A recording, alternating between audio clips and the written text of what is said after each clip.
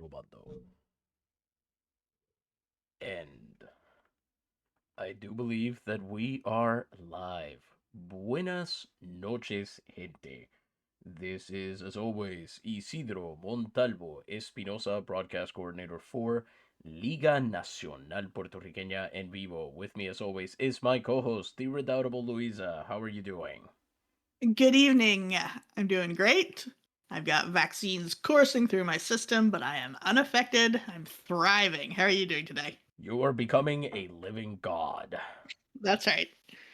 I am uh, I am a few weeks vintage vaccinated. Vintage. Hmm. That's definitely what that is. You ferment the viruses inside of your Yeah, that's how they body. work. Yeah. Exactly. Yeah. I mean, we're joking, but not The it's not entirely untrue. the alcohol kills off the germs. Right. So anyway, Uh-huh. we're here with a little bit.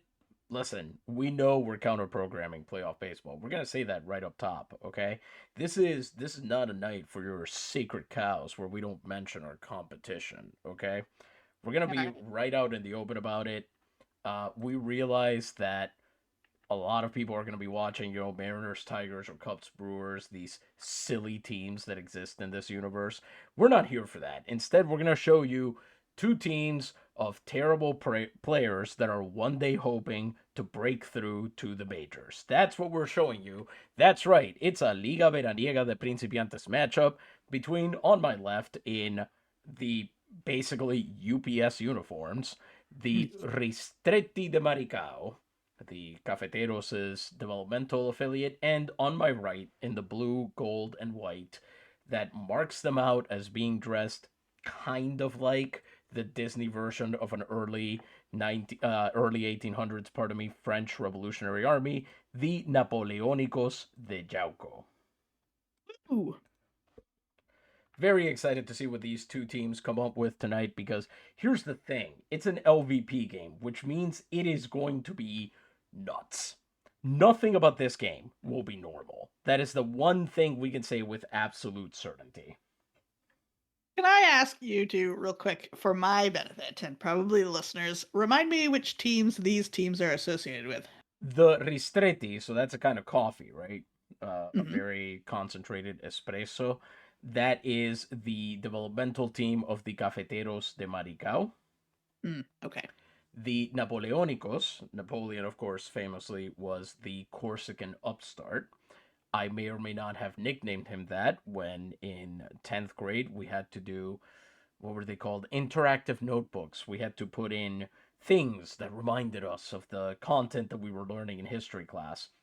Hmm. And one of the things that we chose to do, my friend Victor and I, we wrote up a poster for a rap concert featuring various leaders from the 19th century, and Napoleon was, of course, the Corsican upstart. That's pretty good.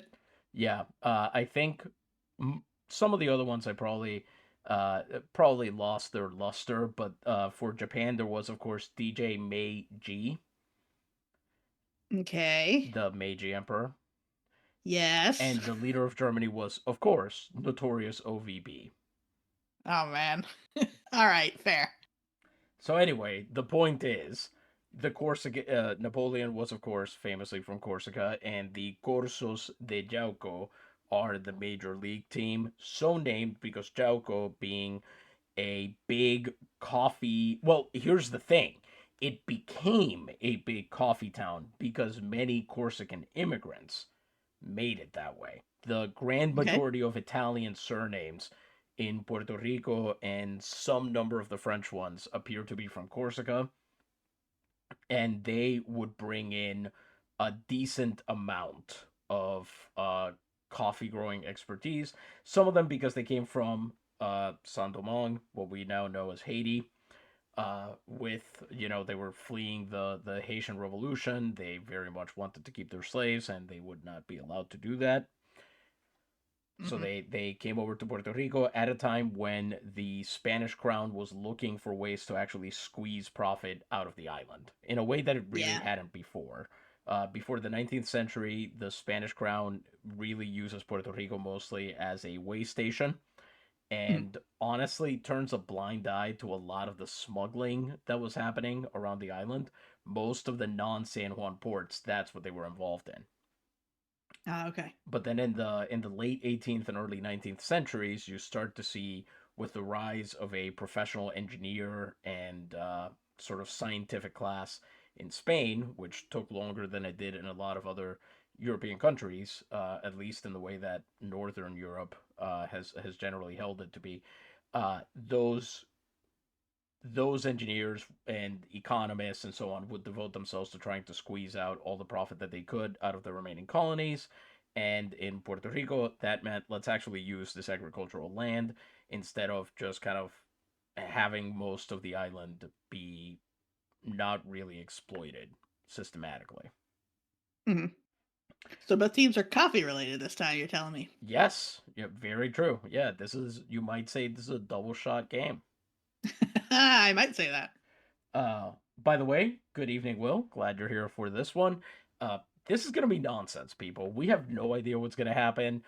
There are some highly regarded prospects, at least we hope so, on both teams. But frankly, this could go either way. We're going to try to fill you in somewhat. We'll tell you that the Napoleónicos currently are in possession. They are one game behind the two top teams for the wild card in their half of the Liga Veraniega. The Ristretti, um, they're not. They have a I see losing they record at the moment. I see they have three whole players who are cooling off right now, who aren't doing well.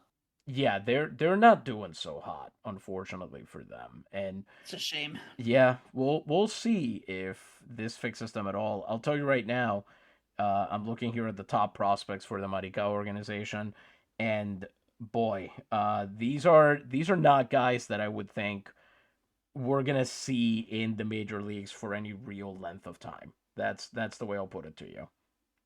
Yeah, I'm looking at the overall number that they've given to all these players. Is this the worst pair of teams we've ever seen play one another? It is It entirely seems very possible. bad. Okay. Yeah, and you can see here for some of these guys, like Jacob Scott here, right? He at least has the potential to become a productive major leaguer. Mhm. And he's only 15, so things could go even farther up. Sergio Gonzalez, who is currently the top batting prospect for Maricao, also has a chance to become something of a decent major leaguer one day. Alberto Mhm. Garcia. So you do have a few of these guys who are some kind of prospect. Their pitcher, no. He is probably going to top out in the minors at somewhere.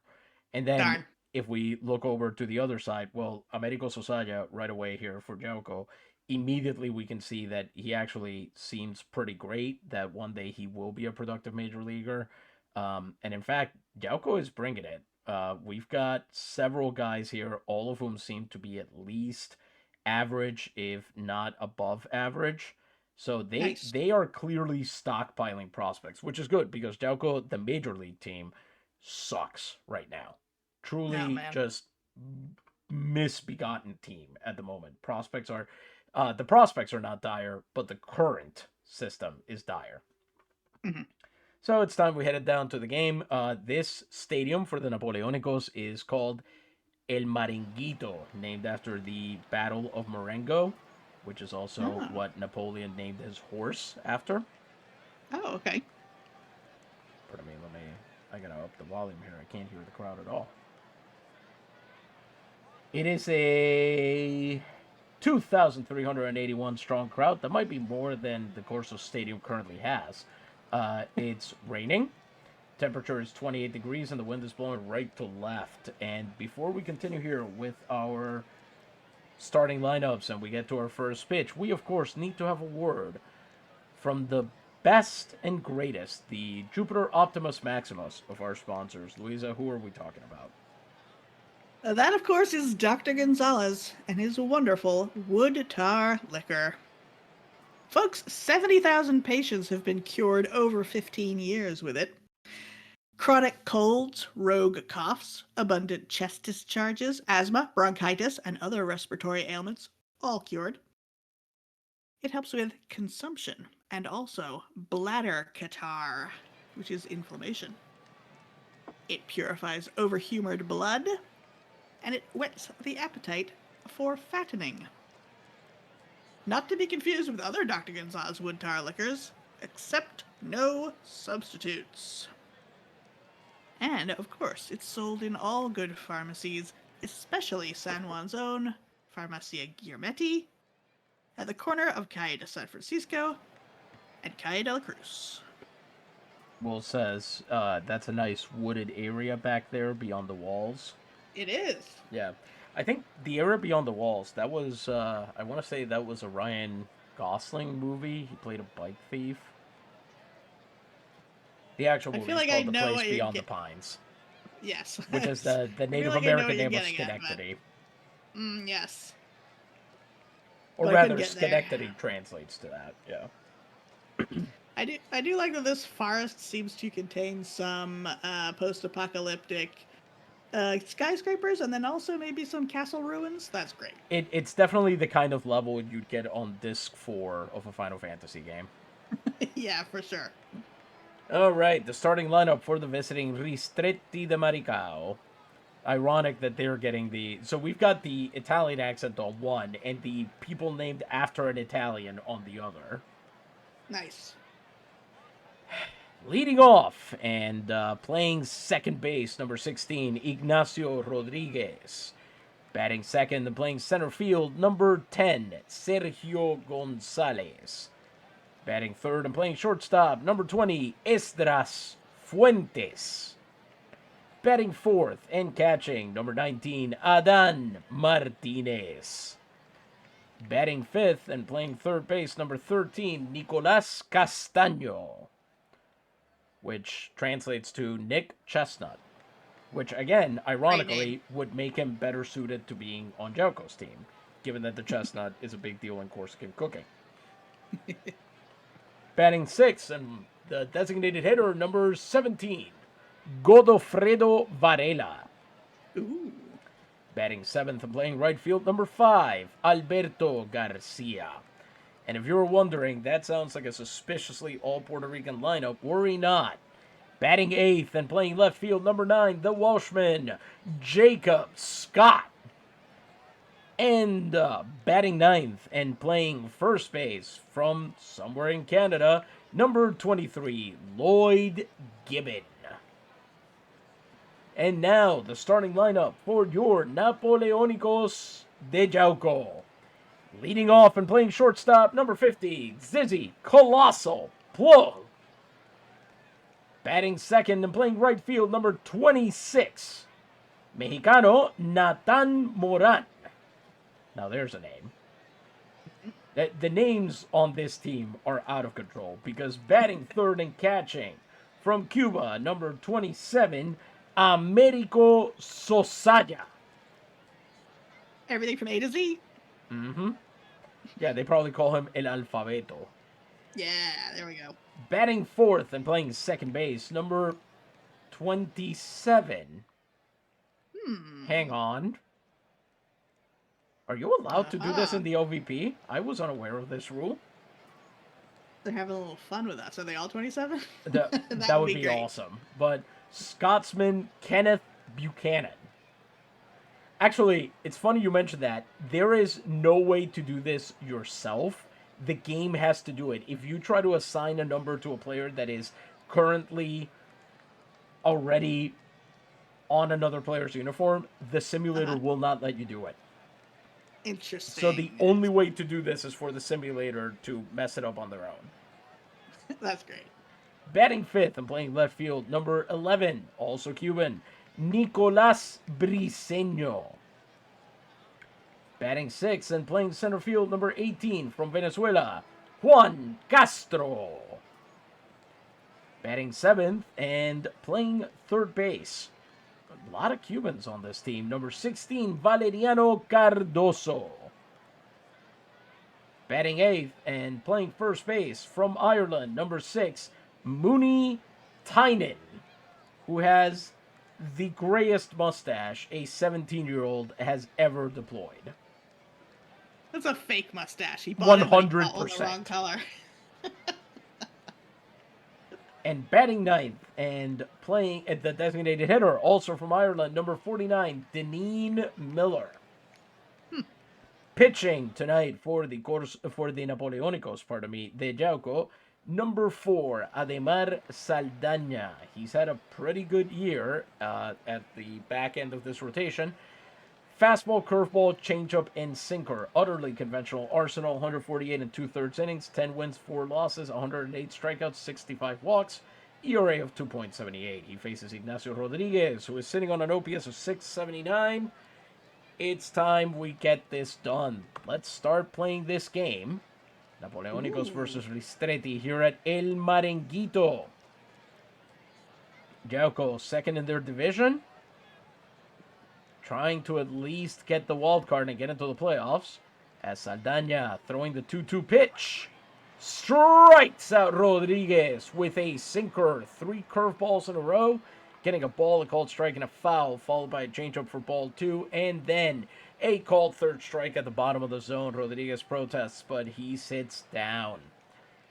Good start for the Napoleónicos as Saldaña picks up a strikeout on 5 pitches.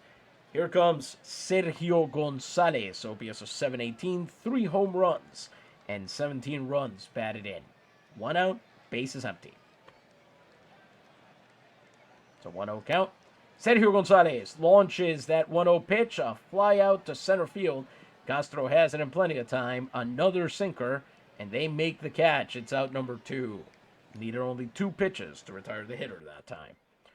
Here comes the shortstop, Estras Fuentes, OPS of 750, 6 home runs, and 26 runs batted in. 2 outs, bases empty here. Fuentes launches that one into left field. Fielder going there, Briseño plenty of time to snatch it out, and that ends the Maricao first. Ademar Saldaña starts this game in style as we head to the home half of the first inning. By the way, I forgot to mention, but based on your first impressions here, who do you think is going to win this one? Good question. I have to say Yauco. I think I just like their uniforms, I think. Fair enough. In that case, I will, as usual, play the contrarian vote and choose Maricao. All right.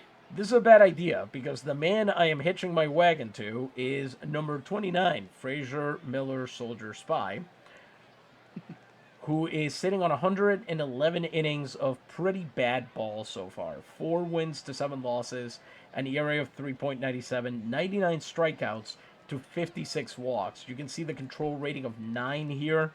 That's bad. He is not going to succeed at the major league level with that kind of play. It's just not going to happen. He's got a fastball, curveball, changeup, sinker, and cutter. And so with that and with the speed that he has, you kind of get why he's been successful in minor league ball. Most of these guys have never really faced premier pitching or hard fastballs. But if he ever tries to break through into the major league roster, I would expect some quick disappointment. Where I would not expect it is from Zizi Plu, also known as Colossal, which I am probably going to be calling him because trying to pronounce Plugh is kind of annoying for an English as a second language learner. He's sitting on an OPS of, says Will, which team belongs to which patron? And the answer there is the Ristretti were created by our patron, baseball enthusiast, who also created Oswaldo Latenci.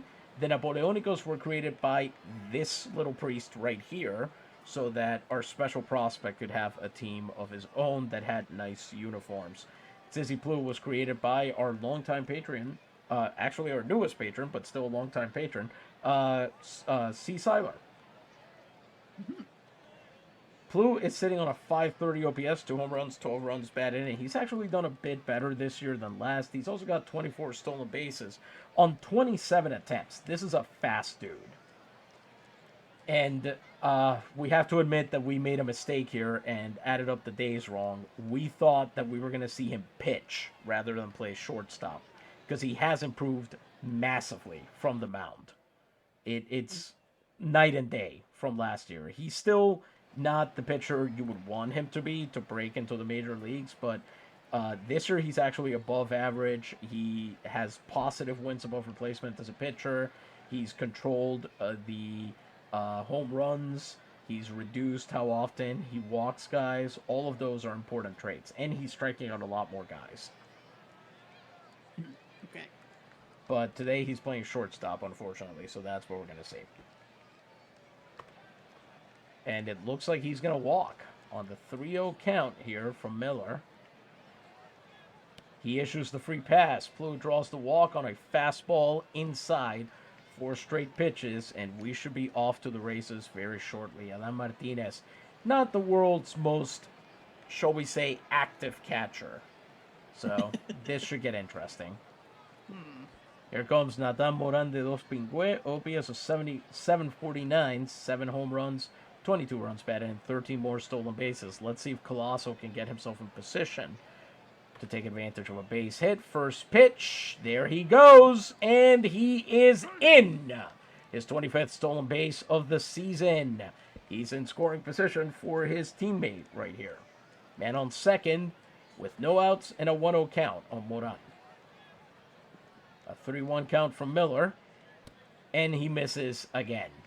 Back-to-back walks to open the game for Fraser Miller, and he's already in trouble. 2 on with none out for Americo Sosaya.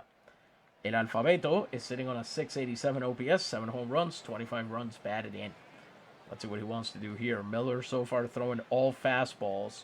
I'm guessing he thinks that's the easiest pitch he's got to control. That might be a mistake. Indeed. 0-1 count.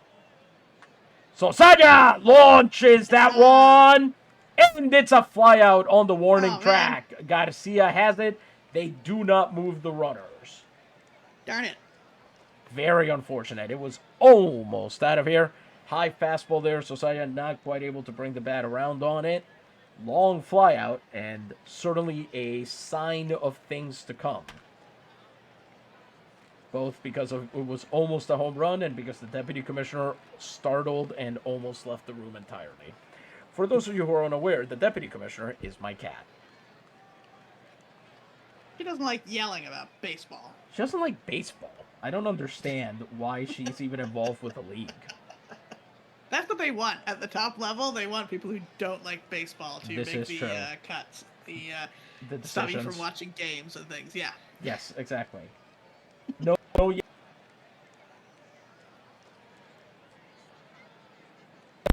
Here comes the Scotsman, Kenneth Buchanan.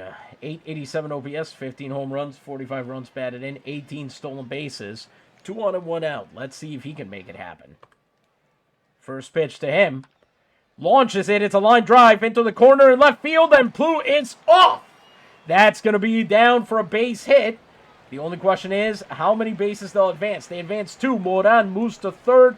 Scott has to throw to the relay. Moran staying at third there. Buchanan with the RBI double. And Yauco takes the lead. 1-0 here. Just a few batters into the first inning. Ken Buchanan delivers. Really went for it out into that field. He sure did. Going into the grass there. So, after that curveball that Miller attempted there, he's at 12 pitches now. Got 2 runners in scoring position with 1 out. Nicolas Briceño comes up next. He's sitting at a 943 OPS, 8 home runs, 24 runs batted in. Currently, he's riding a hot streak. Got an on-base percentage going of .411. And in August, that on-base percentage is up to .516. Says Will, did Dro get his broadcast gig because of all his familial relationships? Are you a Nepo baby? I mean, apparently. I don't know how the commissioner and deputy commissioner could have put me in this job, though, considering that neither of them seems to really want to be involved and they didn't do any of the setup work. Yeah, they hired you, so they didn't have to worry about any of it. That's the weird bit. I don't think I ever had a job interview. Isn't that always the way? I may not be a Nepo baby, but the Yauco developmental team could be the Napo babies, Oh no. as in, Oh no. short for Napoleon. Yeah, we know how that turned out. Was it who's his son, Napoleon the Third? He was the one who was a real failure, right? That was Fail son. his nephew, great nephew. Oh right, His that's why he had son, to be Napoleon. his son was Napoleon the Second, which Okay, didn't turn out any better. fair. Anyway, men on second and third. Here we go.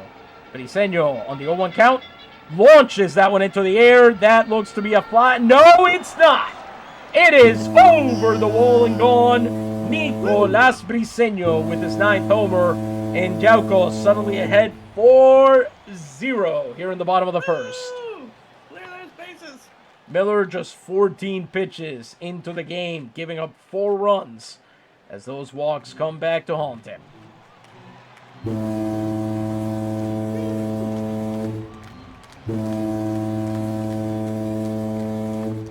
A club sandwich from Nicolas Briseño, and this game may well be out of reach already, as Miller now prepares himself to face Juan Castro, having already allowed 4 earned runs in just 1 out.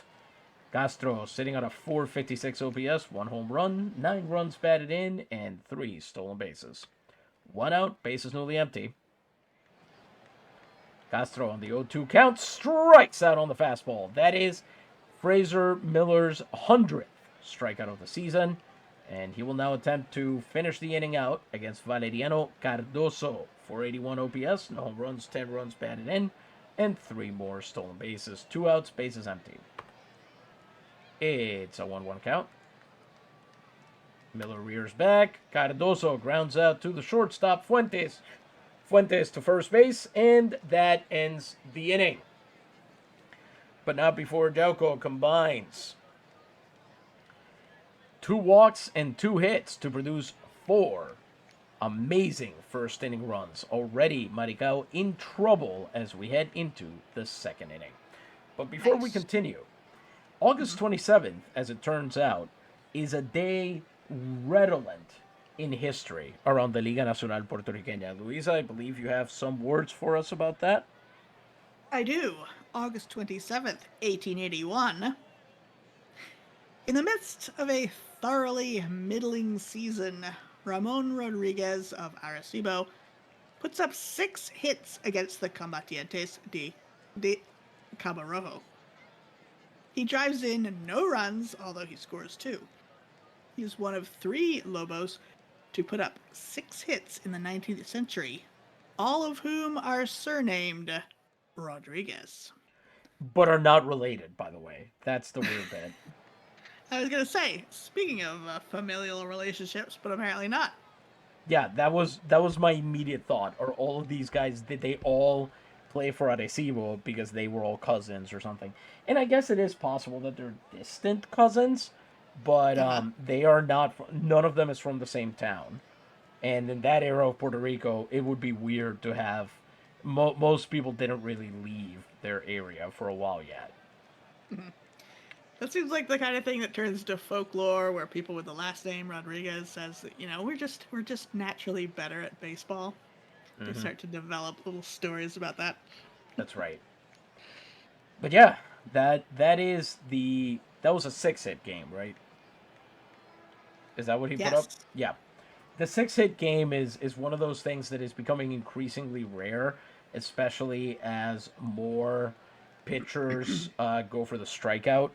In the 19th century, with contact pitching being the dominant philosophy, you got more chances to try and get a base hit, quote unquote, properly. The pitcher was mostly trying to have you make the out for them. So if you showed up in the right frame of mind, I guess, a certain day, you just matched up well with that pitcher, you could end up with 6 hits a surprising amount of the time. There were a lot of guys who, like this Rodriguez person, got their 6 hits when they weren't even having a good year. You expect it to always come in an MVP year or something, but it just didn't. Well, the stars all aligned in that one game, I suppose. Exactly. And here we go to the top of the second, and we'll have to see if the stars align for Maricao to get their way out of this one.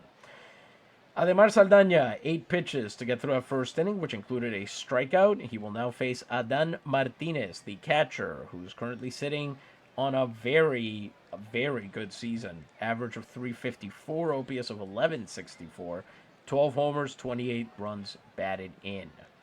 How much is that going to be worth here? Martinez takes the 2-strike pitch, turns it around, and we've got our first base runner for the Ristretti right here as he turns around on a fastball. Good at bat, fouls off 3 fastballs and sinkers before putting one in play. He'll be on base to start the inning. Here comes Nick Chestnut, sitting on his 756 OPS, 1 home run, 7 runs batted in. Man on first and no outs. On the 2-strike count, he goes down swinging. Second strikeout for Ademar Saldaña. He puts him away on a curveball sinker changeup combo. That is strikeout number 2. Saldaña now at 16 pitches. He threw 8 to retire that first inning. He has thrown 8 to get the first out so far. Let's see if Maricao smells blood in the water here. I should have said smells blood in the coffee. Gross. 1 out, man on first, and here comes Godofredo Varela. OPS of 5.21, 3 home runs, 28 runs batted in, and a single solitary stolen base. 3-1 count. Varela launches that one into left field, but it dies for Briseño, who's able to grab it. It will not surprise you to learn that against this particular team, Varela was hitting under the Mendoza line. And here comes Alberto Garcia, whose chances of getting anything done here are, they're not better, but they are worse. OPS of 475, 2 home runs, 10 runs batted in. 2 outs. That's one way to put it, I suppose. Man on first, and yet another fly out to left field. Saldaña, very good at getting them to send it out to Briseño, and the Napoleónicos remain ahead 4-0. The only thing that was spoiled is a possible no-hitter. We head to the bottom half of the second, and Yauco gets a chance to tack on some more. With Mooney Tynan, first baseman, OPS of 572, 4 home runs, 16 runs batted in, up against Frazier Miller, who over 20 pitches gave up 2 hits, 2 walks, a strikeout, and 4 earned runs in that first inning. Let's see if he does any better here against the bottom of the order. Tynan going after the 1-0 pitch. Hits it right to Fuentes at short, and it's another ground out. Yeah, he was a bad hitter. Yeah, cutter on the ground there. Understandable. That's the other thing, by the way. One of the reasons why these games are always so weird is that minor league managers, at least Veraniega managers, are not playing their best players. They're playing their highest potential players.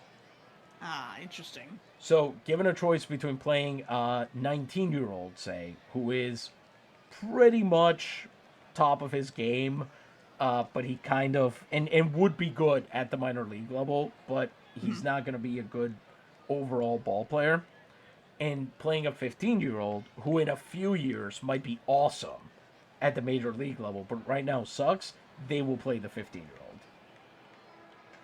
Do you think they see this league as practice for these players who might make it 100%. to the majors one day more than anything else? Okay, That is, the Veraniegas are explicitly designed to be short season leagues. The Principiantes, which is the second lowest level, is 96 games and has playoffs. The lowest one, the Novata, which hasn't even started operating yet, it's only 72 games and it has no playoffs. The idea is literally just practice. It's for teams to grab, sign guys to basically their municipal academies or what have you, and have these talents come into the system and play them against each other for a couple of months in the summer so that scouts can see like, oh, yeah, we signed that guy. It doesn't look like he's going to succeed. So, do we trade him? Do we see if another team has a better philosophy for him? Because that is where eventually, as front offices become professionalized, a lot of trades happen because one team says, we have a lot of success at, say, developing curveball pitchers. You don't. We have a curve. You have a curveball arm in your minor leagues that we think we can turn into a weapon. You need a good contact hitting outfielder. We have a ton of those, and we know you can develop him. So how about we make this a win-win situation? Gotcha. So the games are kind of secondary to what they're attempting to achieve with this league. Exactly. Yes. So with one out and the bases empty, here comes Deneen Miller. OPS is 6.62, 2 home runs, 9 runs batted in, and it's an 0-1 count. Launches that one into center field, and it drops. Miller's got a base knock. He's down for extra bases as he runs to second and slides in. Woo! So he'll have a double. With one out there, Deneen Miller reaches for the third base hit by the Napoleónicos. That turns over the batting order, and here comes Colossal. He drew a walk first time he came up. Let's see what he's got for us in at-bat number 1, actually, because he drew the walk, so he hasn't had an at-bat yet. Man on second and 1 out. It's a 1-0 count. Sends it into right field. It's caught. Garcia able to run it over. Good defensive effort there. Sprinting and putting the glove up in front. He retires the runner, and here comes Nathan Moran, who also drew a walk last time he came up. Miller seeming to settle down here, maybe a little bit of the first inning scaries.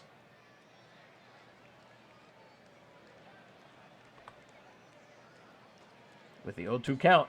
And Moran goes down swinging. A little revenge there for Fraser Miller. As we get through the second inning, the Napoleónicos do not tack on anymore, despite the one-out double by Miller. They failed to take advantage. So Maricao has a bit of a lifeline. What's next in our sojourn through the history of the Liga Nacional Puertorriqueña?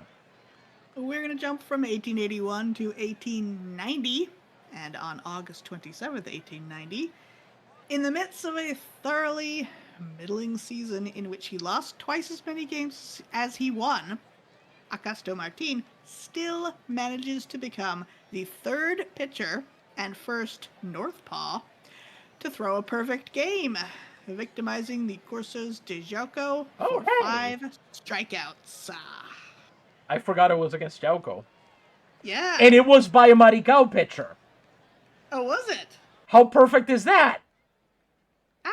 Listen, do we need to have an intervention? How do you know which team Acasto Martin plays for? Played for.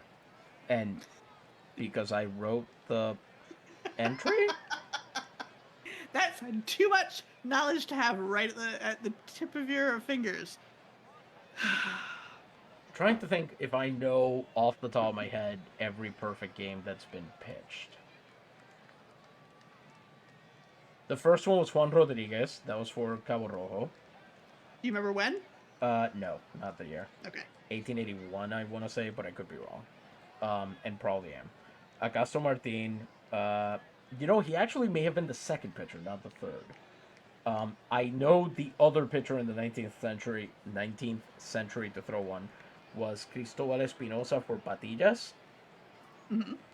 In the 20th century, and this is where it might go against me. These are all the ones that I know. Amadeo Jimenez threw one for Culebra. He is now pitching in the League of the Great Lakes. That sounds like a euphemism for him being dead. He might as well be in terms of his pro career. He's pitching in Northern Michigan. He's not doing so hot. I want to say Javier Olivares pitched one for Santa Isabel. That may have been a no-hitter and not a perfecto.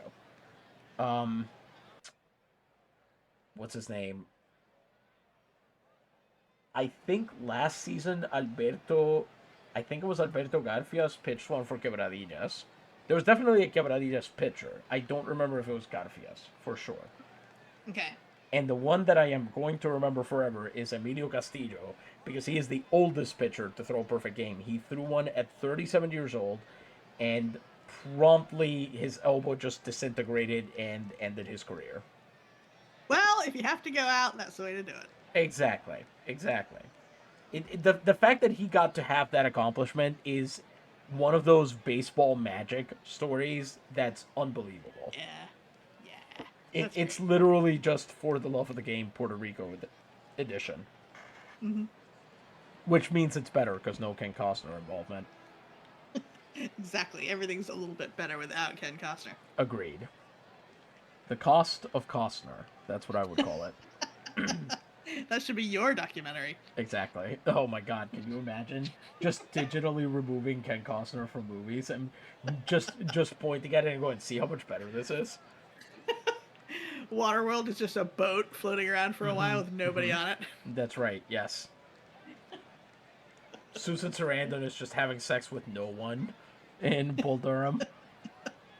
I'm still so concerned she's gonna burn down her farmhouse with all those candles in the bathroom. That's too many candles, Susan. Yeah, it honestly feels like maybe the reason they played 60-Minute Man is because that's how long it took to light all those candles.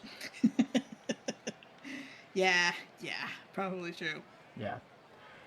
All right, Ademar Saldaña coming in for the top of the third. He's got 2 innings under his belt, 22 pitches, 1 hit, 2 strikeouts. He faces Jacob Scott, Lloyd Gibbon, and I already forgot what his first name is. Ignacio Rodriguez? Ignacio Rodriguez, I was right. Jacob Scott is taking his first cuts here. OPS of 536, 1 home run, 12 runs batted in. And this is what the umpires call a rain delay. Only half an hour, no big deal.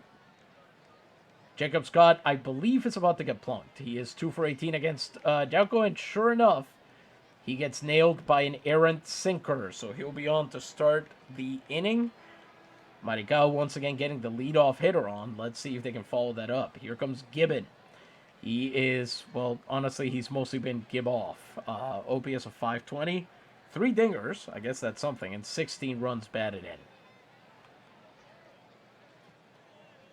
Gibbon launches that one, but it's a can of corn into center field. Easy catch there for Castro. He's got it, and it's out number 1.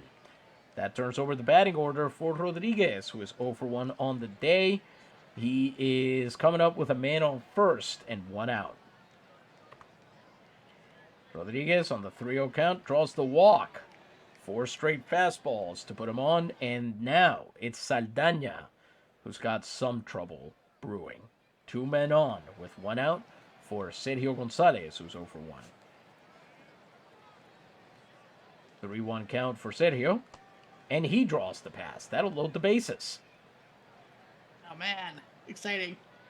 This could get weird. Changeups, fastballs, sinkers, all got thrown in that at bat, but he ended up drawing the walk. And here comes Estras Fuentes, who is 0 for 1. Bangs it. It's a line drive into left field. That's going to land and bring in at least 1 run. As they throw to the cutoff man, Rodriguez to third, Gonzalez to second. Scott scores, and Fuentes knocks in 1. Maricao cuts the lead down to 1, and the bases remain loaded. Saldaña now in trouble as the go-ahead run is at the plate, and it's Adam Martinez, who has 12 home runs, the only double-digit dinger hitter in the lineup today, and already has a base hit off of him. Oh man.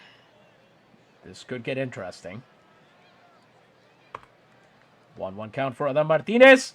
That's going to be a flyout. Big can of corn there. Everybody trying to decide who it goes to. It's an infield fly, and it's Sizzy Plume making that catch. Out number 2 to bring up Nick Chestnut, who struck out back in the second inning. Base is still loaded, 2 outs. Let's see if Nick's got that dog in him, as they say. 3-1 count. Well, he kind of does. He walks in a run. That should be called a square dance. How about that? I like it. Rodriguez scores. Gonzalez takes third. Fuentes goes to second. And, of course, Chestnut goes to first. And the Ristretti draw closer. The score is now 4-2. Base is still loaded with 2 outs as he couldn't find the zone. Sosaya goes out there to sosayar, his pitcher. Sosiegar would be the verb. It means to settle down. My grandmother used to say sosiéguense or sosiégate. Chill out. Nice. And here comes Godofredo Varela. 0 for 1. Bases loaded. 2 outs. Let's see what he's made of. Launches it, but... Oh! First base error! Tynan Oh, man. boots it on the wet grass there. His 5th error of the year. Gonzalez comes home, and Maricao is in business. They have cut the lead down to 1 run on that first base error. Saldana hoping to get out of the inning, and the rain. Well, he can blame it on the rain, is what he can do. Yeah, there we go. As Fuentes, Castaño, and Varela are on base with 2 outs for Alberto Garcia. I do not have high hopes for this game being tied after this at-bat, but hope springs eternal. 1-2 count. And indeed, Garcia strikes out swinging. It's Saldana's 3rd strikeout, and he can take his first breath of the inning, but not before the Ristretti bat around and score 3 times. They now trail by just 1 run, and a game that looked well within Yauco's control is now spiraling away. Well, that was exciting. That was exciting. I didn't want to say anything because I was afraid I would jinx it, but I was really impressed. They were getting into the game, like several innings in, without any errors. 2 teams of pretty bad players, but they've gone ahead and started doing the errors now. Yeah, like I say, you are going to see some... There is going to be wild stuff happening all over this game, I would expect. Yep. Frazier Miller, 2 innings, 30 pitches, 3 hits, 4 runs, 2 walks, and 2 strikeouts, faces catcher Americo Sosaya, who is 0 for 1 on the day. Let's see if Miller can keep his team in the game here, and it does not look likely, as Sosaya is about to draw... Oh! Sosaya hits the 3-0 pitch! Rodriguez has it, throws to first, and he's retired. Wow, Miller almost accidentally threw that fastball down the middle and got away with it. Amazing. Here comes Ken Buchanan, who's 1 for 1 with an RBI double back in the 1st inning. 1 out, bases empty there. Maybe the unpredictability there is what did it. As he strikes out Buchanan with a curveball. His 3rd strikeout of the night, and he will now face Briseño, who had, of course, that 3-run shot last time he faced Miller. Let's see if that's going to happen again here. 2 outs and the bases empty. Miller, at least, wouldn't really be giving up too much if he gave up another shot here. Briseño takes him to a full count, so this will be a payoff pitch, and he gives up the walk. Miller had 3 walks and 3 strikeouts as he heads towards 44 pitches. And Maricao does not have the kind of extensive bullpen that you need here, by the way. So if they have to bring in one of their bullpen arms, things are going to get interesting. Here comes Juan Castro, the center fielder. He's 0 for 1. Man on first, 2 outs. Castro launches that one just a little bit into the air. Rodriguez has it, and we're through 3 innings. The Napoleónicos get a walk, and that's all. Here in the bottom of the 3rd, but Yauco remains in the lead, 4-3. We're through 3 innings, so we will now have a word from another of our wonderful sponsors. Louisa, the booth is all yours. Thank you.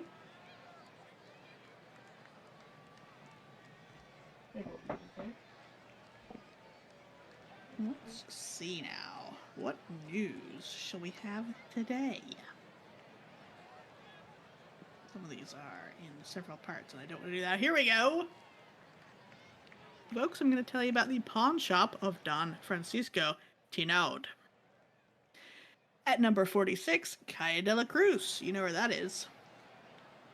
The establishment, which I have the honor of announcing to the public, will open on the 24th of this current month.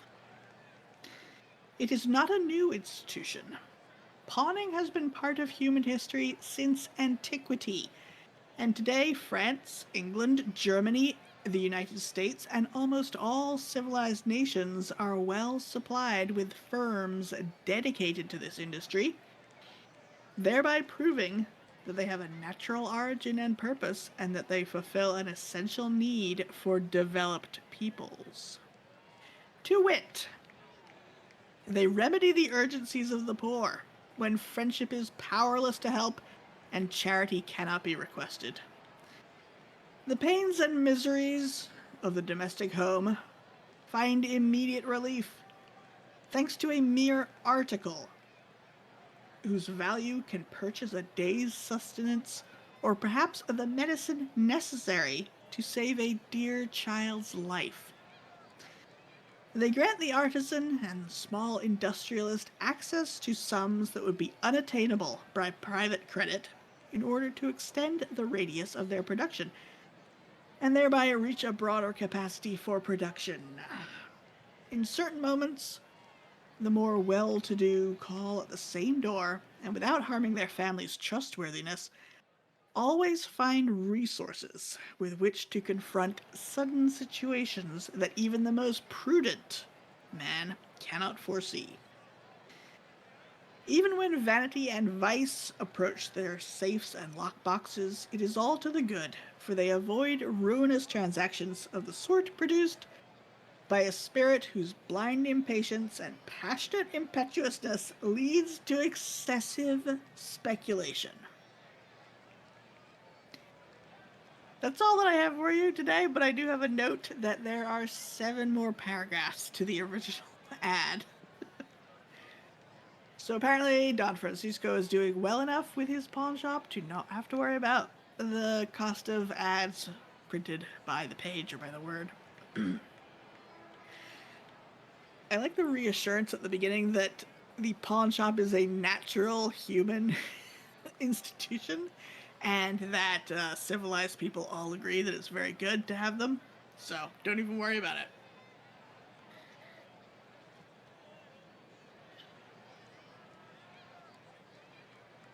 I am curious about small industrialists having access to sums that would be unattainable by private credit. So, in a way, they're supporting small businesses by having the business people sell their things to get the money, I guess. Oh, is this pawn That's where it's shops? losing me a little bit. Yes. Yeah. Mm-hmm. I was saying I like that at the beginning it establishes that they're a natural institution for humankind. Yeah, it was written by the Black Marketeer from that Battlestar Galactica episode. Clearly, that was a real piece of work. I as soon as I realized how defensive that advertisement was, I was like, "Yep, this needs to be in the game." Yeah. You don't think this is worth it? Well, guess what? All civilized nations agree that pawn shops are worth it, so you're wrong. Give me 1 second. I think the commissioner is requesting his cone. No, No, yes.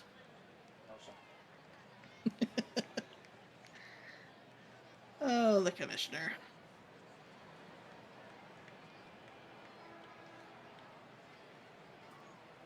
So I'll read you another short item. This is a goodbye. We have received the following message.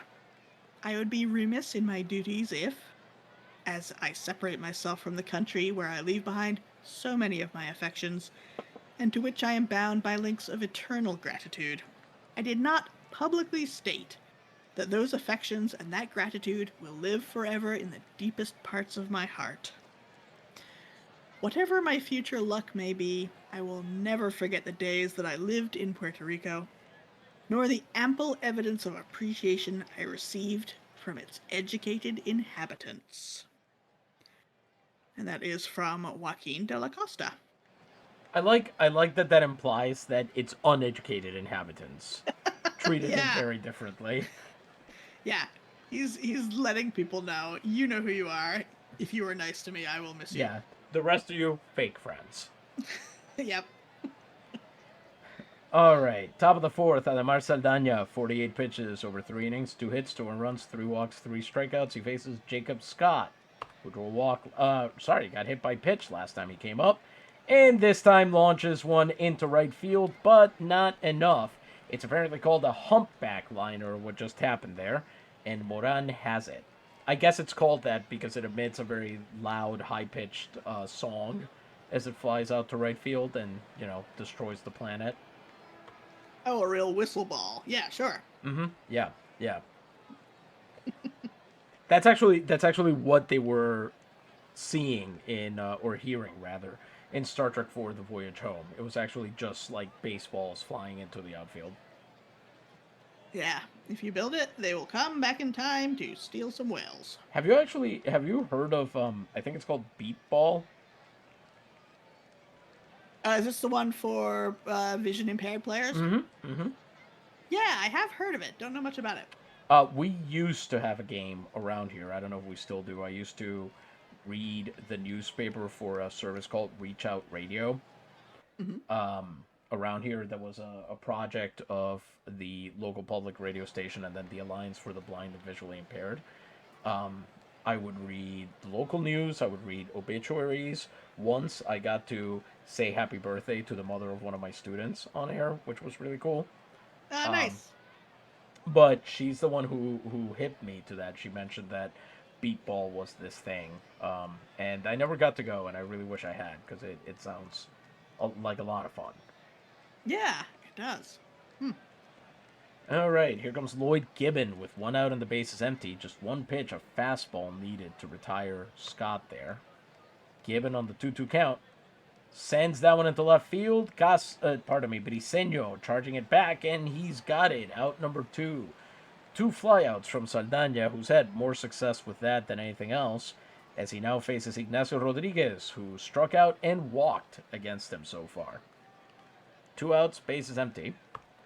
Fastball so far working for Saldana here. He takes Rodriguez to a full count. Gets him to ground out to short. Pla has it, throws to first, and the side is retired. A clean top of the fourth for Ademar Saldana here in the fourth. Yauco remains on top of Maricao 4-3.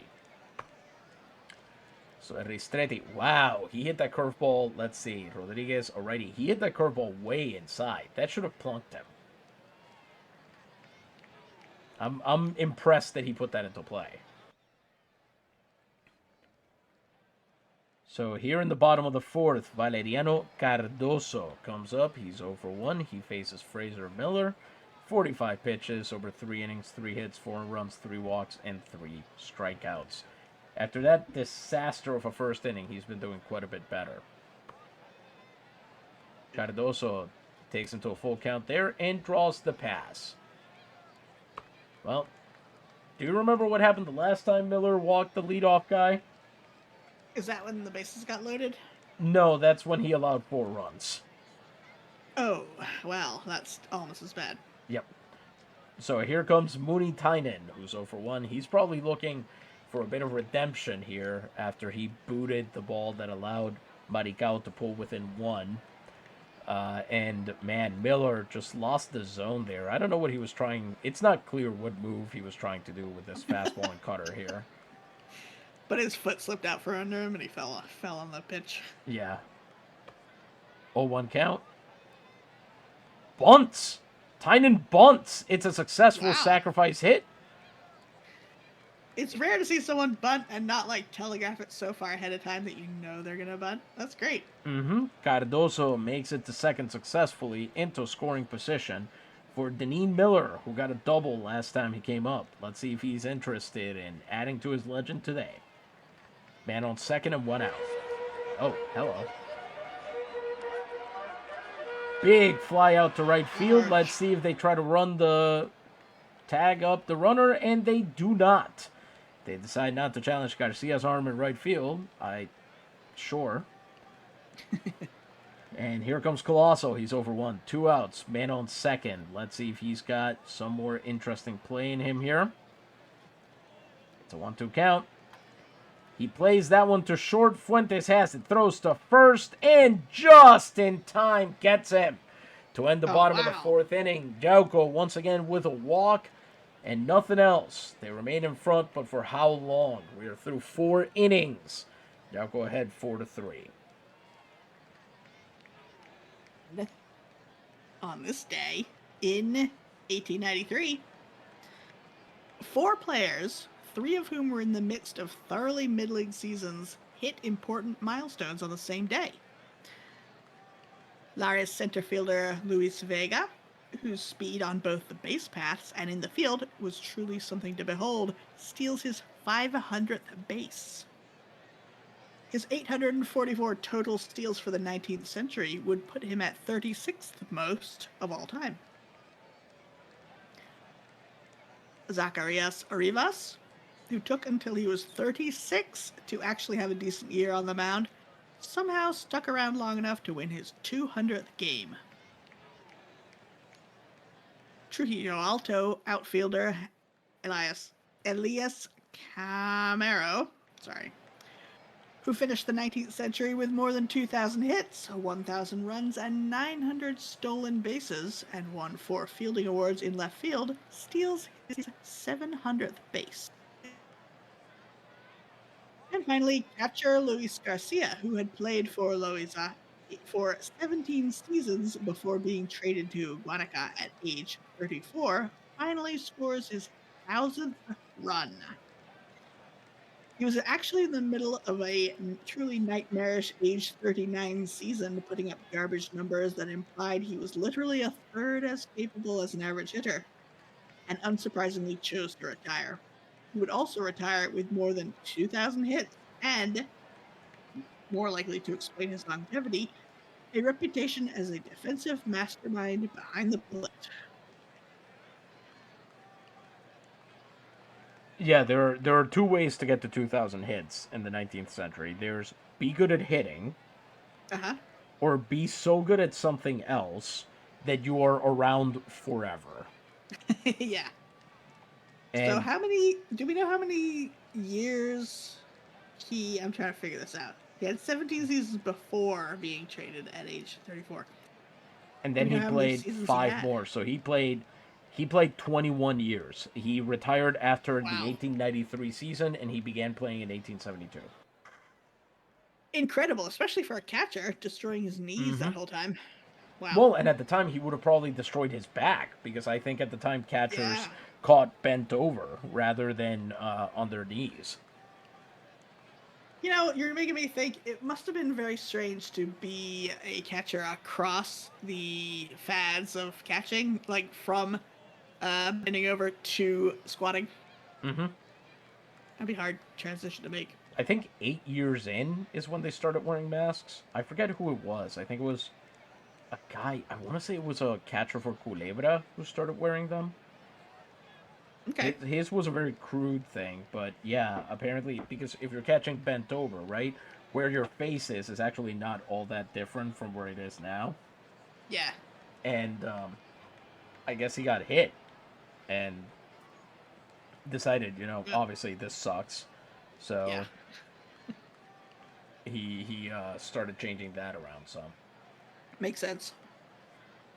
So, Ademar Saldaña back out for the top of the fifth. 61 pitches over 4 innings, 2 hits, 2 runs, 3 walks, 3 strikeouts. Sergio Gonzalez 0 for 1 on the day. Saldaña walked him back in the third, and here Gonzalez puts one into play. Colosso has it, throws to first on the turn, and he's out. Gonzalez. Bases will remain empty with 1 out for Estras Fuentes, who is 1 for 2 with a ribby on the day. Saldaña there at 67 pitches now on the 1-1 count. Fuentes launches that one, but not enough power underneath it. Moran will have it easily, and it's out number 2. 3 more pitches there, ending in a changeup away. And Fuentes, although he tried, could not quite send that one the right way. But of course, Saldaña has to tool down because it's the tying run of the plate pretty much every time. And here comes Adam Martinez, who is 1 for 2 off of him today. 2 outs, bases empty. A rally could start at pretty much any second. Martinez popped out to center last time, and he puts another one in play. Second base hit of the night for Adam Martinez. A shot right up the middle, just like his first base hit. He's around first, and the tying run is on the base paths. The question now is whether the rest of this lineup can be trusted to get it across. And we begin. Castaño coming up. He's 0 for 1 with a ribby. He walked in a run last time. 1-0 count. Hit that one hard. A big curveball there, but gets it right to Colosso. Buchanan throws to second, and that ends the inning. The Ristretti able to get a hit for once. But that's all they'll get, unfortunately. The score is 4-3 as Ademar Saldaña continues dancing his way out of danger.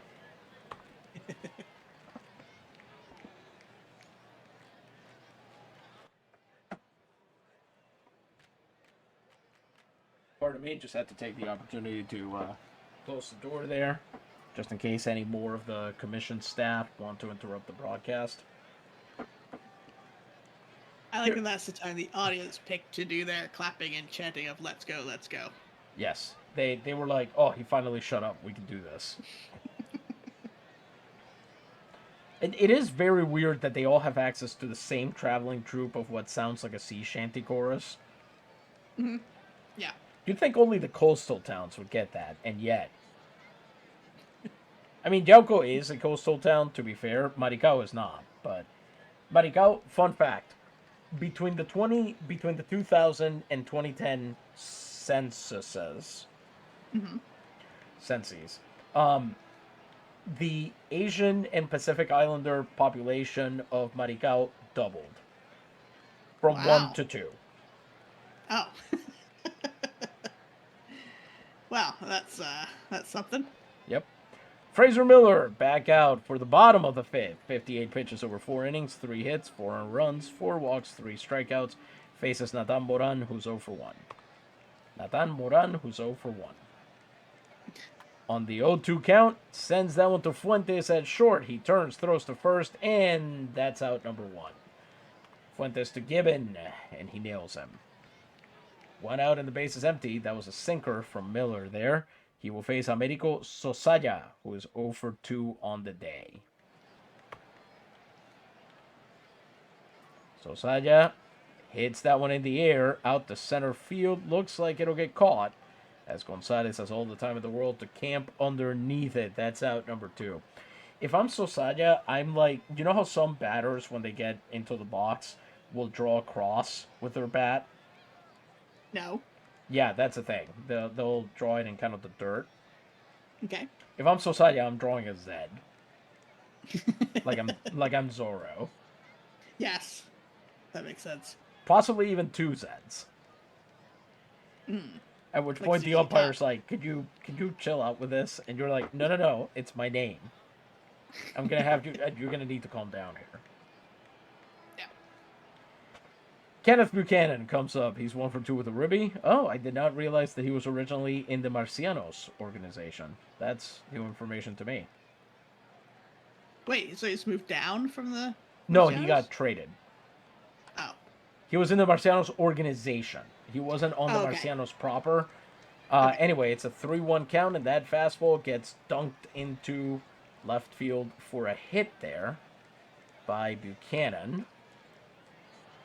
Puts it right in range, and here comes Briseño, who, of course, had that 3-run homer.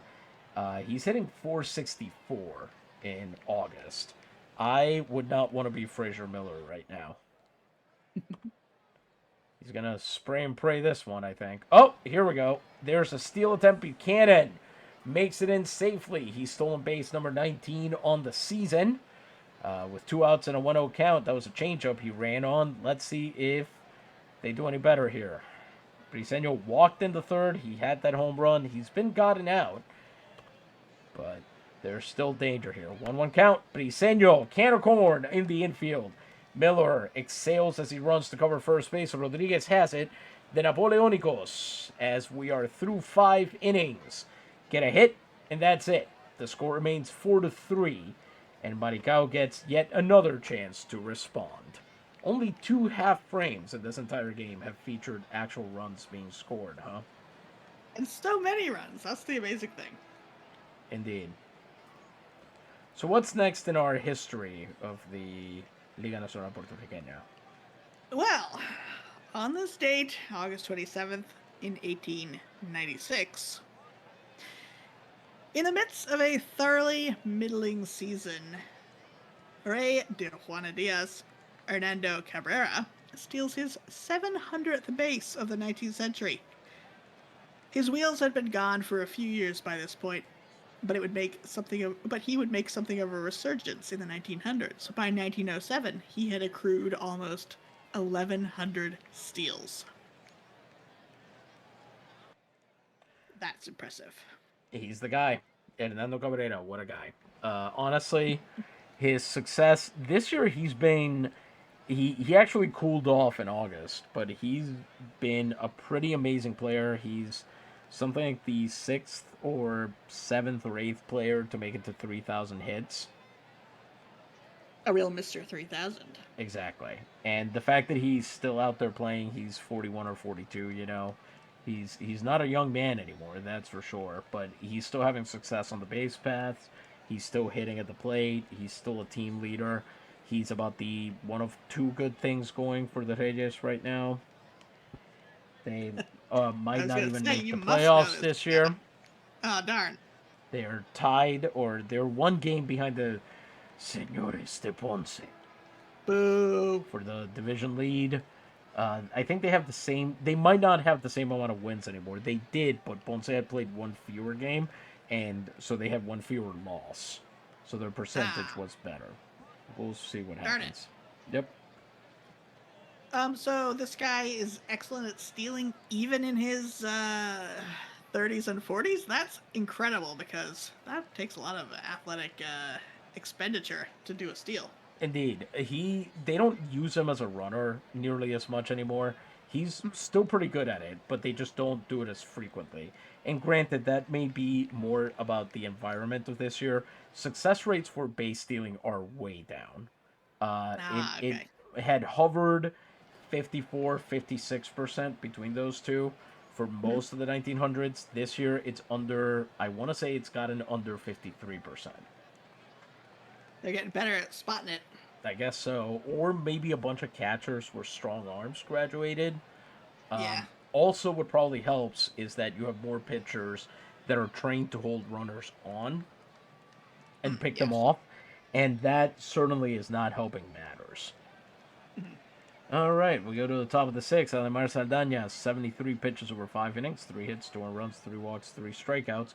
Faces Varela, who is over 2, Garcia, and Scott.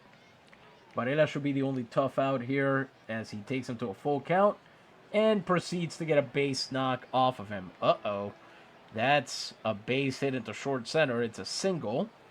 Varela, I don't think, is regarded as a runner, and he is not. But if Garcia and Scott can get out, then Saldana should be in pretty good shape. Garcia's 0 for 2 on the day.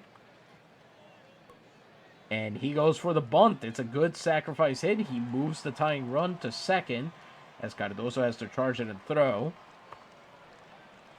So the tying run in scoring position for Jacob Scott, who's 0 for 1. He also got plunked by a pitch a while back. 0-1 count. Hit that one hard, but not past Cardoso, unfortunately. So it's out number 2. And Scott is retired there on a high sinker. He misjudged it, thought it was a straight fastball, and, well, that's all she wrote for him. Here comes Lloyd Given, who's 0 for 2, man on second and 2 outs. A 3-0 count. And Given walks on an errant curveball. Boy, they really wanted that ground out, but by the 4th pitch, he could tell where everything was going. He knew what to do. So here comes Ignacio Rodriguez, 0 for 2. He's struck out. He's walked. He hasn't gotten a hit. Let's see what happens here. 2 on, 2 outs. Rodriguez could be the hero right here. 1-1 count. Rodriguez launches that one, but not away from Briseño, who catches it. And that's the inning. A hit, a walk, and both runners stranded. Ademar Saldana better give his thanks to his fielders after that one. The score remains 4-3 for the Ristretti. For the Napoleónicos over the Ristretti. We go to the bottom of the 6th. Yauco gets another chance. Juan Castro, Valeriano Cardoso, and Mooney Tynan will face Fraser Miller. Fraser Miller, 5 innings pitched, 4 hits, 4 runs, 4 walks, and 3 strikeouts over 70 pitches. Castro going after that first pitch. Not quite hard enough. That goes right to Rodriguez, who throws, gets him out at first. Easy peasy ground out for out number 1 for Miller there, and he needs all the easy outs he can get at this point. Here comes Cardoso, who's 0 for 1 on the day. 1 out, base is empty, as that fastball attracted him too much. Cardoso goes after the first pitch as well. Miller really finding his groove here as it's Fuentes who takes it and throws to first, and it's out number 2, a cutter this time. Let's see if Tynan also goes after the first pitch. Miller could have a 3-pitch inning. He goes after the second. It's the 0-1 pitch, and Tynan rolls it out to third base. It's easy for Castaño to throw to first, and Yauco goes down in order. That's the cleanest inning I think we've seen so far from Fraser Miller, who seems to be getting better as the game goes on, unbelievably. Yeah, he's figuring it out. So we're through 2/3, and he's decided that it will not be his fault if his team loses this game. That seems to be the determination he's made. So we head to the top of the 7th. Yauco is still ahead. But before that, Yauco's still ahead 4-3. But before that, we are going to have another word from another of our wonderful sponsors. Thank you. Folks, I want to tell you about C. Audefred and Company Tailors. We have just received a magnificent assortment of tailoring goods that we offer to our customers, whose exact desires we assure you we can satisfy, no matter how demanding, since we have never spared any cost whatsoever to sustain the good reputation of this establishment, and in fact, we have just required a new cutter from Europe that we can recommend. As we have spent a month testing it before making our announcement, and since we are now satisfied with the quality of its work, we are not afraid to assure you that you will always be thoroughly pleased with the good taste and elegance of the cut of your new items. That was all one sentence. And in terms of materials, it is a notorious fact that C. Audefred and Company Tailors have always used the best and most novel for their merchandise. I like that. They've got a fancy new cutter, new technology from Europe.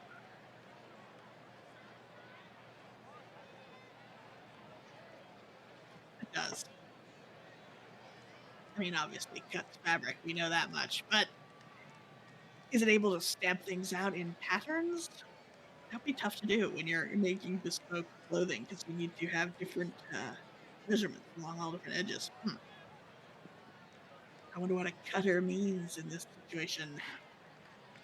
That was a hard translation. I couldn't find anything consistent. Yeah.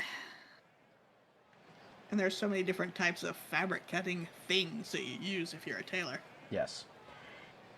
My hip shot is that saying you had something imported from Europe, even if you weren't entirely telling the truth, Yeah. at the time was by itself an Yes. exciting prospect for your customers. Very cosmopolitan of you. Yep. Exactly. Especially for a place like Puerto Rico, which in the 1870s needed to distinguish itself from, basically needed to pretend that it was this as you say, cosmopolitan place, that it had connections to the outside world. And I think it's worth remembering, like, look at all of those newspapers that we keep seeing are closing down everywhere, you know? Yeah, true.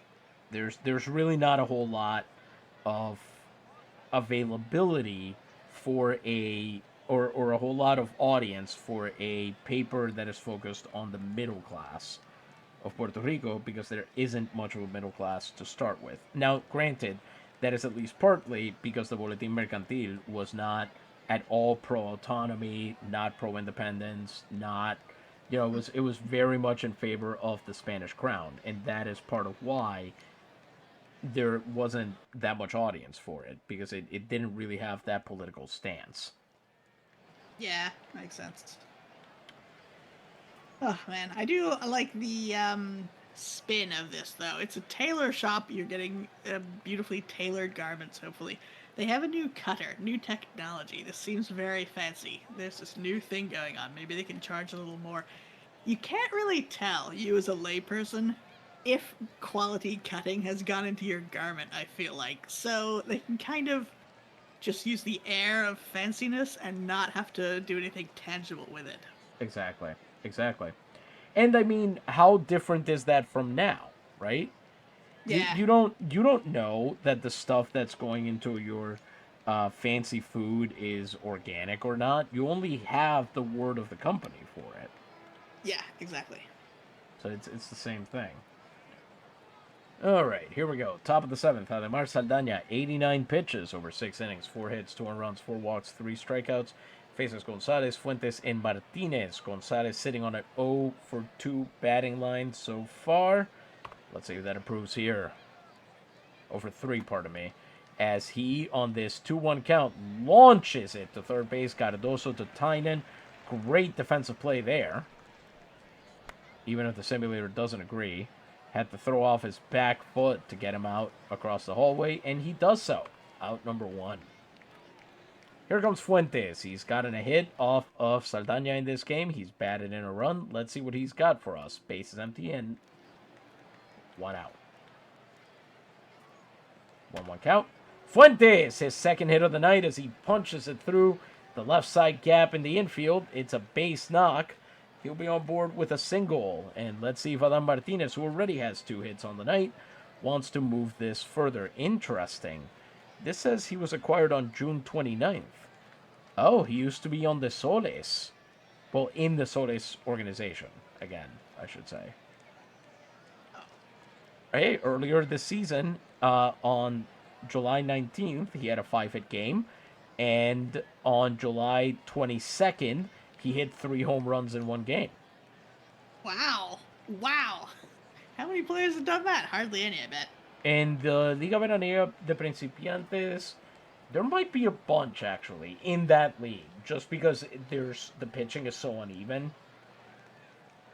There's not... Well, I'm going to be impressed anyway. I'm choosing to be impressed. There's not many at the major league level, I know that. And most of them are Canadian as well at the major league level. The sole exceptions being, let's see here. In order, 3 home runs. This is in the Liga Nacional. April 9th, 1902, Caleb Pilgrim. We know that guy. We sure do. 16 days later, Stuart Haley, the Comet, did it. Mm-hmm. Then it didn't happen at all until April 29th, 1904, when Dave Refuse, nicknamed The Animal, did it. Wow. Then on May 9th, 1904, Mike Sharp did it. Then again, we take off until May 1905, when on July 25th, Julio Rubio becomes the first 20th century Puerto Rican to hit 3 home runs in 1 game. A few days later, Jake Getman becomes the tank from Frank himself, becomes the first player neither from Canada nor Puerto Rico to do it ever in the Liga Nacional Puertorriqueña.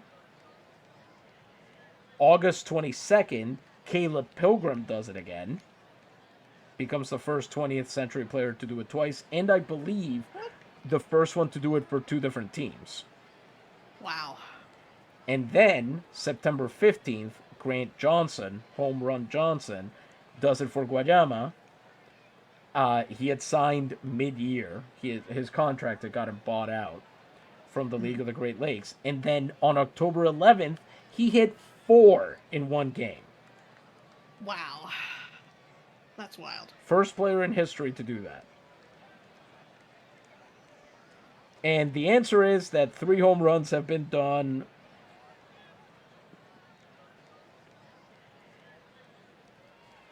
somewhere on the order of about 30 or 40 times in this league.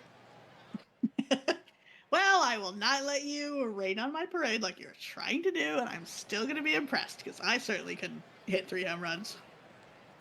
Oh, that's rough. Richard Compton, who used to be in the San Lorenzo organization, I don't know what he's doing these days. He's the only one to have done it twice, as far as I can tell here, and he still got cut. Nope, I'm wrong. I can see another guy doing it at least twice. Anyway, yeah, it's in a league like this, there's a reason that you don't tend to attach a whole lot of importance to individual accomplishments like that. I mean, it's cool, don't get me wrong. Nobody is saying that it doesn't make you a more noticeable player. But Sounds like you're trying to say that, honestly. It's mostly just, again, the pitching is so uneven. But Yeah. still, let's see. Maybe this is the beginning of something greater for Adam Martinez, because he only did those things after he moved organizations. Maybe it was age and developing, or maybe it was that he was finally with a team that he actually liked working with. Hmm. So let's see what happens now. Over 2. He must have fallen asleep while we were talking about him, because he just struck out on a sinker there. And here comes Nicolas Castaño, 0 for 2 with a ribby. Let's see if he can do anything. 2 outs and a man on first. Here at the top of the 7th. First pitch to him. Castaño! Oh, my lord. That is a play and a half. Buchanan able to scoop it off the ground, throw to first, and the inning is over. I thought that had gone past him. Wow. So that ends the rally. The Ristretti get only the 1 hit of that, and we move on to the bottom of the 7th. Smashed that curveball, but unfortunately not at the right angle, or not at a right angle at all, actually. If he had, let's see, if he had hit it at the right angle, it would have just gone straight up in the air. Mm-hmm. Well, it depends on where his bat is, I suppose. Anyway, I'm not going to draw a diagram because none of you can see it, so we're just going to move on here, shall we? Bottom of the 7th, Fraser Miller, 74 pitches over 6 innings, 4 hits, 4 runs, 4 walks, 3 strikeouts. Faces pinch hitter number 30, Pascual Rodriguez, who is currently sitting at a 660 OPS with a home run and a ribby, and 1 stolen base. Swings and misses. Fraser Miller has his 4th strikeout of the night on a changeup down and in to his opposing lefty there. Sissy Plug comes up. He's 0 for 2 plus a walk. Let's see if he wants to get things started here in the bottom of the 7th. It's a 2-2 count. Colossal grounds that one to Fuentes at short. Fuentes turns, throws to first, and Gibbon has it. He holds on, and it's out number 2. The bases remain empty. Here comes Nathan Moran, who's 0 for 2 on the day. Miller beginning to flag a little bit. The control might, well, it's never been there.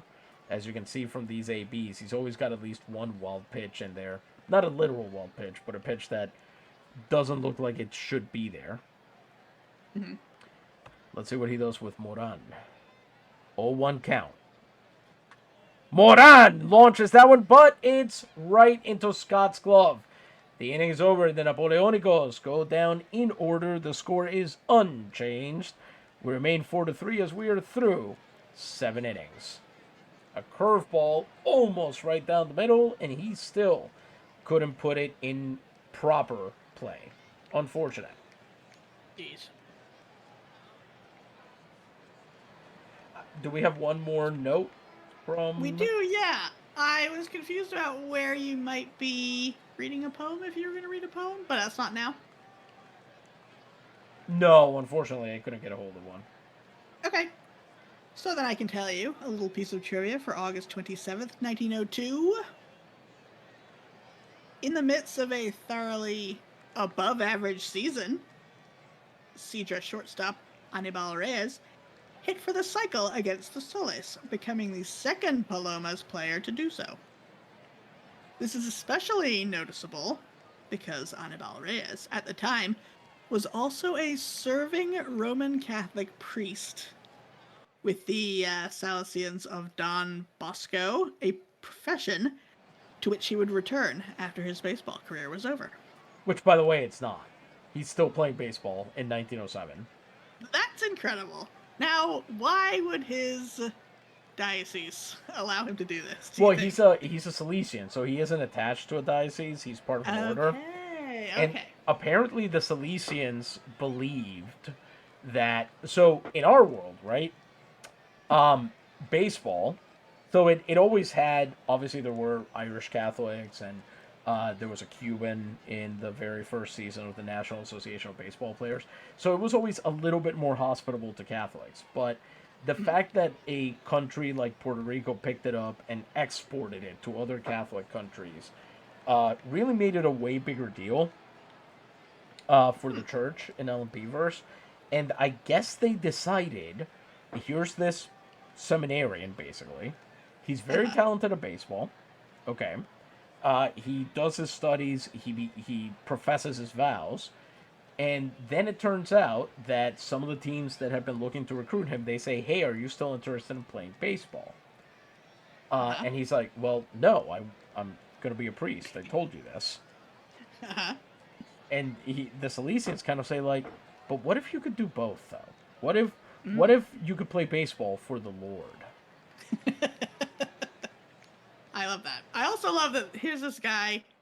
I mean, I don't know what his nickname is on the team, but I do know a lot of guys got a nickname Oh, like Priest because they just would drink or something. This guy's an actual priest. his nickname is Párroco, parish priest, Nice. roughly the vicar. Oh, that's great. There is also Maunabo had, and this guy played baseball in our reality as well. Had an English American pitcher named Ted Lewis, whose nickname was Parson Lewis, because he was in fact a preacher during the off season. Oh, wow. Yeah, that's also good. I feel like Preacher's a lot more freeform, you know? Indeed, you could become an itinerant preacher during the off Yeah. season and still do this.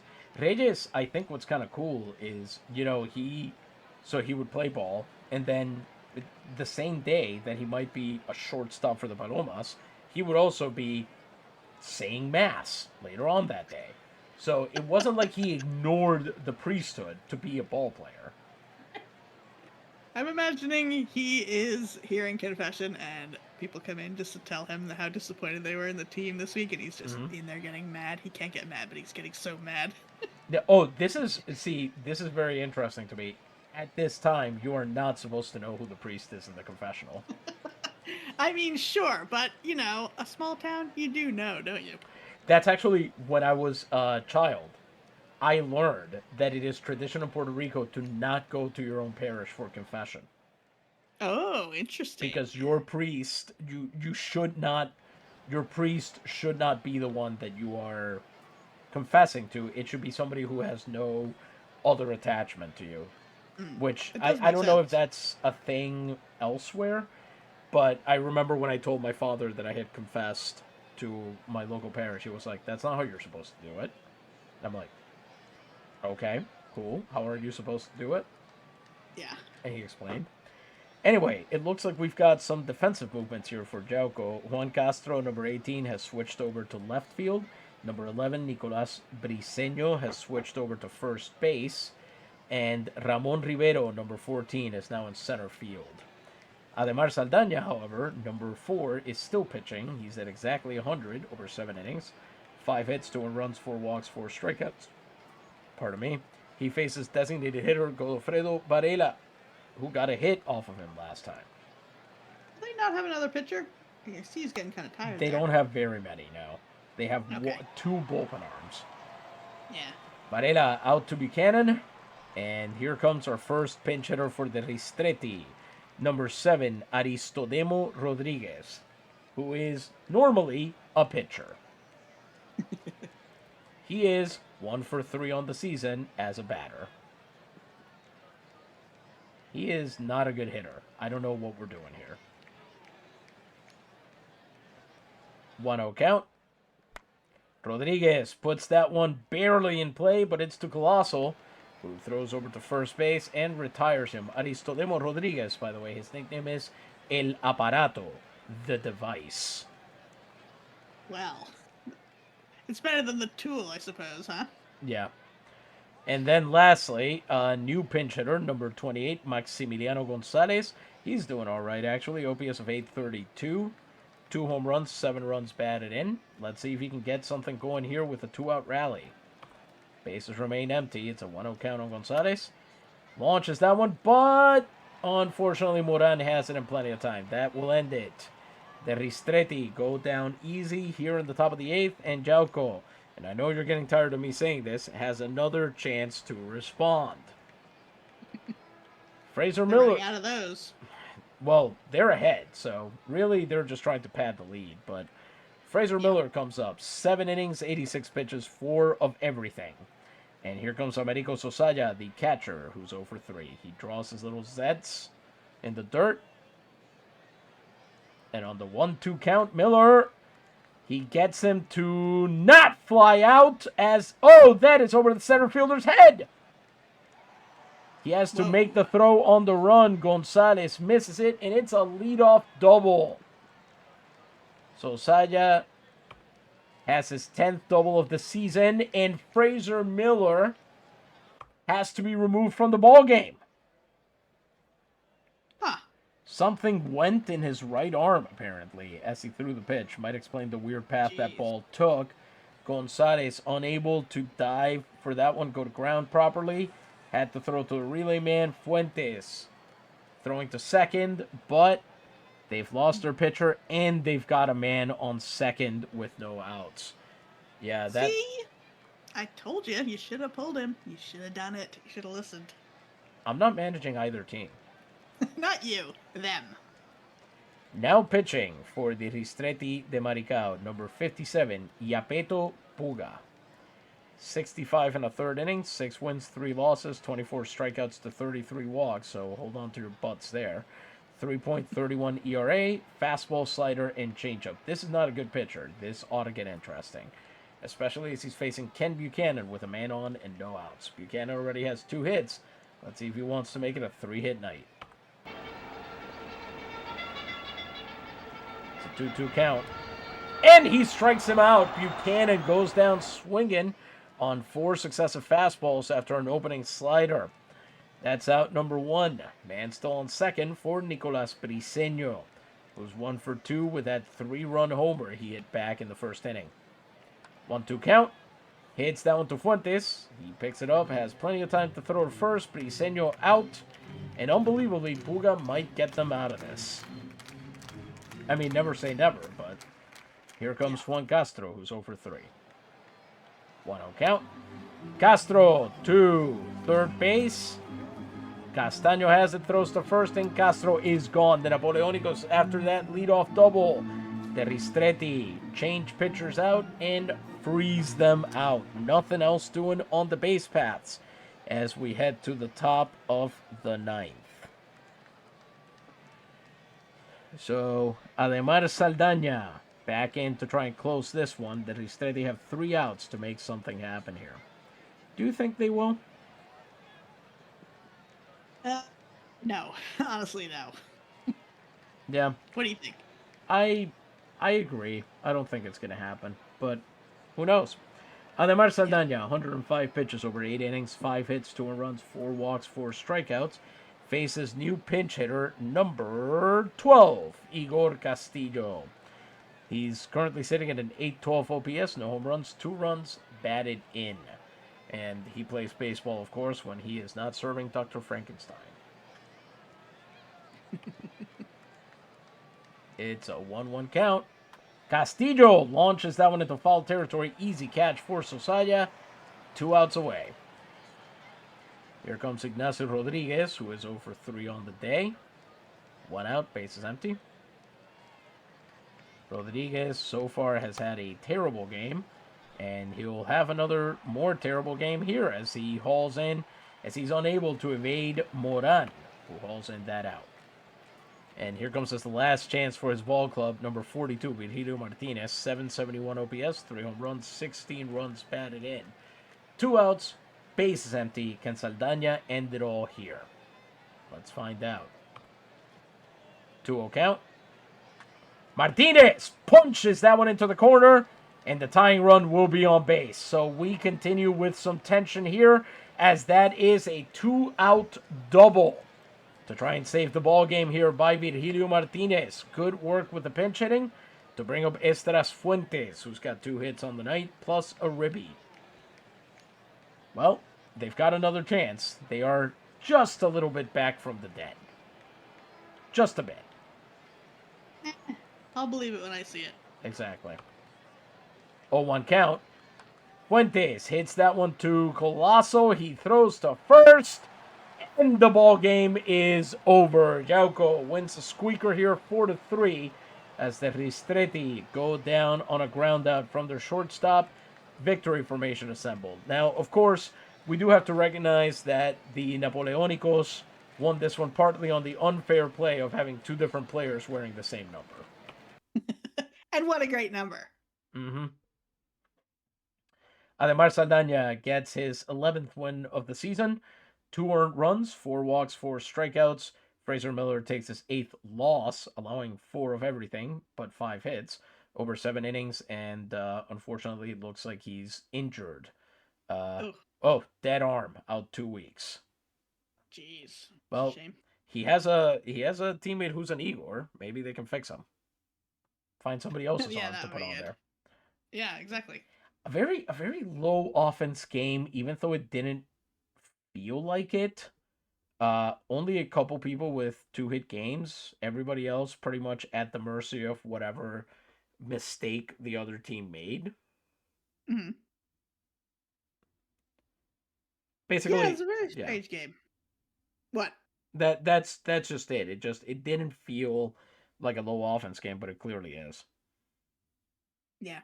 I'm surprised we didn't see more errors. I expected to see drop balls constantly, but it didn't happen. Same. All right. Well, any final thoughts before we let him go? It's always nice to see new teams, new players. You just never know what's going to happen. And it was pretty amazing to see how this game turned out. I couldn't have expected it. Same. Yeah. I do wish we hadn't messed up the count of days so we could watch Sizzy pitch. But I'm still glad that we got to see a stolen base, we got to see a walk, so some things happen. We've just been joined by somebody who asks if there will be a final ad read. What do you say, Louisa? One more for the road? Sure, we could do that. One Let's read for see. the What do we road? have? Yeah, that's right. Let's hear from.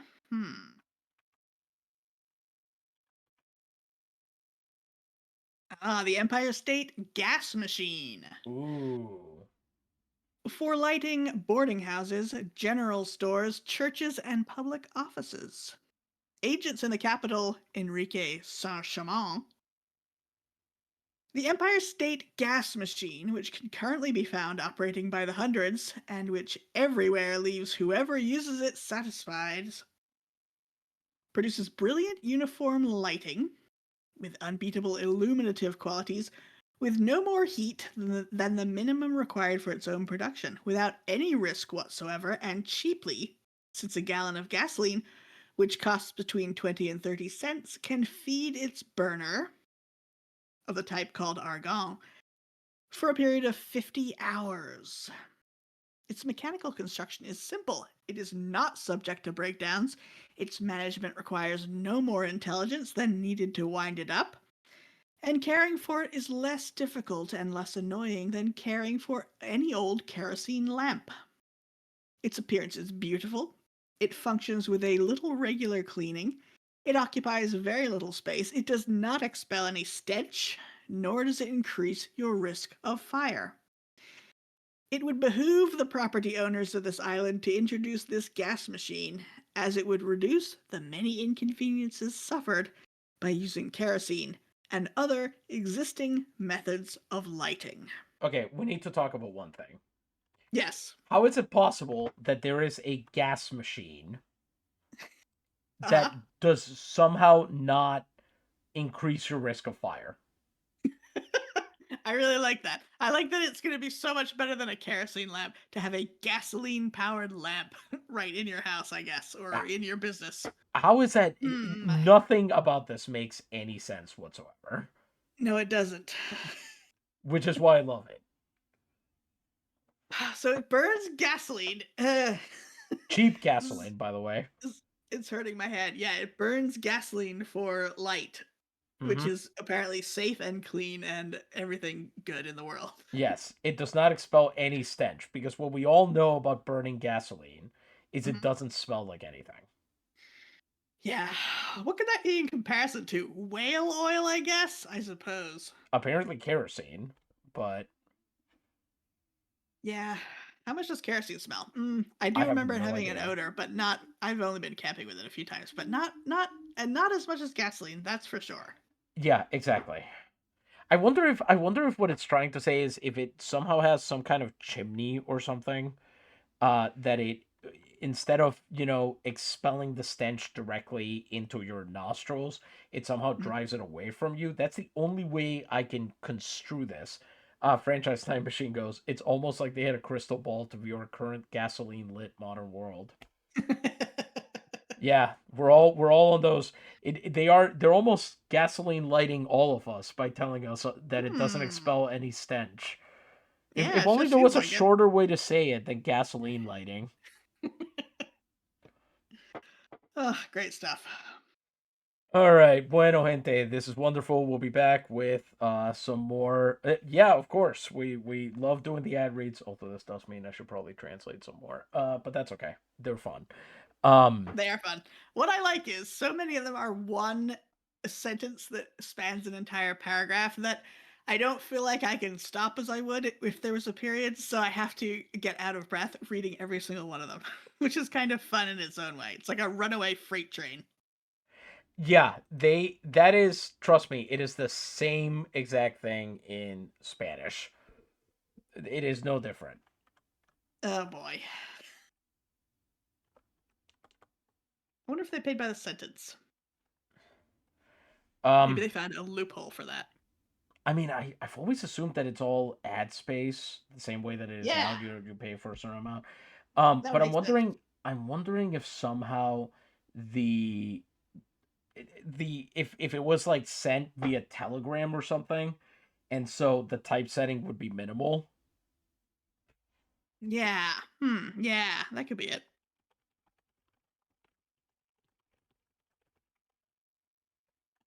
Okay, bueno gente, we will be back next week hopefully with more Naves, or possibly we'll go find another team to follow for a bit.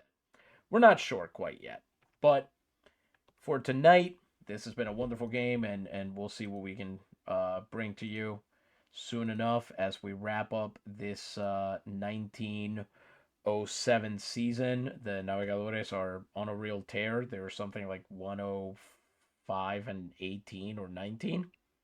That's incredible. How are they doing that? Pitching. Okay, yeah. Nobody is scoring any runs, and their pitching is incredible. That's what it is. Yeah. So we'll be back with that. But until then, this has been, as always, Isidro Montalvo Espinosa, broadcast coordinator for Liga Nacional Puertorriqueña en Vivo. Gente, buenas noches. Gracias mil y Dios les bendiga.